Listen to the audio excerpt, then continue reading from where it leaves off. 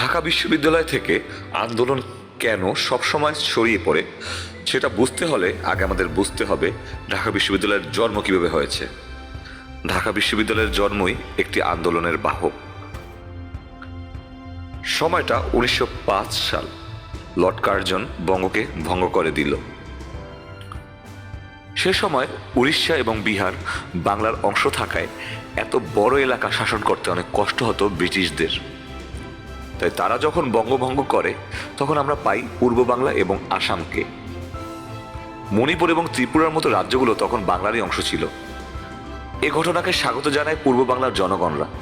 বিশেষ করে মুসলিম সম্প্রদায় যারা পূর্ব বাংলায় বেশি ছিল তারা অনেক পিছিয়ে ছিল, তারা যথেষ্ট খুশি হয়। 1911 সালে আন্দোলনের ফলে রদ হয় বঙ্গভঙ্গ।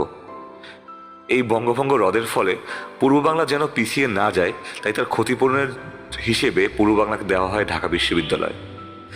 তবে এই ঢাকা বিশ্ববিদ্যালয় অনেক আন্দোলনের ফলেই এসেছিল। ঢাকার নবাব স্যার সলিমুল্লাহ, ধনবাড়ির নবাব সৈয়দ নওয়াব আলী চৌধুরী, শেরে বাংলা একে ফজলুল হক, আনন্দচন্দ্র রায় সহ বড় বড় নেতাদের চেষ্টায় এই আশা পূর্ণ হয়।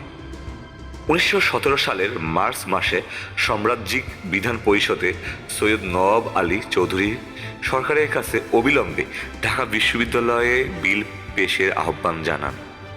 1920 সালের 23 মার্চ গভর্নর জেনারেল এ বিলের সম্মতি দেন। এই আইনটি ঢাকা বিশ্ববিদ্যালয়ের প্রতিষ্ঠার ভিত্তি।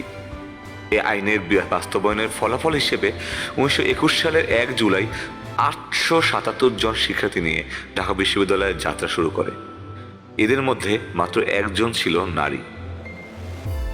এত আন্দোলনের মাধ্যমে যে বিশ্ববিদ্যালয়ের শুরু, যুগে যুগে বিভিন্ন আন্দোলনের উৎপত্তি স্থল হিসেবেও রয়ে গেছে সেই বিশ্ববিদ্যালয়টি। কারণ দেশের বিদ্যাক্ষেত্রে সর্বোচ্চ জায়গা তো এটাই। 1971 সালের দিকে যদি আমরা তাকাই, 1971 সালের 25শে মার্চ দুটি পাঞ্জাব রেজিমেন্ট এবং একটি ফ্রন্টিয়ার ফোর্স নিয়ে 3 দিক থেকে ঢাকা বিশ্ববিদ্যালয়কে আক্রমণ করে হানাদাররা, চালায় গণহত্যা।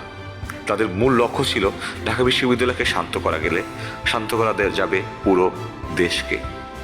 যদিও ওই দিন ঢাকা বিশ্ববিদ্যালয়কে শান্ত করতে অনেক বেগ পেতে হয়েছিল পাকিস্তানি হানাদারদের। 1952 সালের ভাষা আন্দোলন, 69-এর গণ অভ্যুত্থান থেকে শুরু করে অনেক ছোট বড় আন্দোলন ঢাকা বিশ্ববিদ্যালয় থেকে ছড়িয়ে পড়েছে পুরো দেশে। ঢাকা বিশ্ববিদ্যালয়ের সংকট যেন পুরো দেশেই সংকট। সবসময় প্রত্যাশা ঢাকা বিশ্ববিদ্যালয় শান্তিতে থাকুক, পুরো দেশেও শান্তি থাকুক।